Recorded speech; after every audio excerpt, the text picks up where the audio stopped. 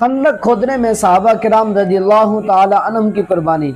جب خندق کھودنے کا معاملہ آیا تو اس وقت صحابہ کرام رضی اللہ تعالی عنہ نے اپنی قوت، استقامت اور ہمت کے باوجود صحابہ کرام رضی اللہ تعالی عنہ نے خندق کھودنے کا معاملہ جو ہے وہ شروع کیا۔ اس وقت صحابہ کرام کے پاس کھانے کے لیے کوئی چیز موجود نہیں تھی، فاقہ کشی تھی، بے سر و سامان تھے، لیکن صحابہ کرام نے جو وہ ہمت نہیں ہاری، وہ خندق کا کام جو تھا وہ شروع کر دیا۔ آپ کے پاس کھانے کے لیے کوئی بھی چیز میسر نہیں تھی، پھر بھی آپ نے خندق کھودنے کا عمل جو ہے وہ شروع کیا۔ حضرت ابو طلحہ رضی اللہ تعالی عنہ نے جب بھوک اور پیاس کی شدت بہت زیادہ ہوئی تو آپ رضی اللہ تعالی عنہ نے اپنے پیٹ سے کپڑا ہٹا کر دکھایا صحابہ کرام کو۔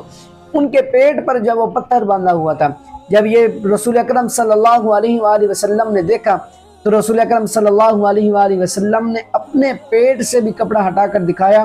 تو رسول اکرم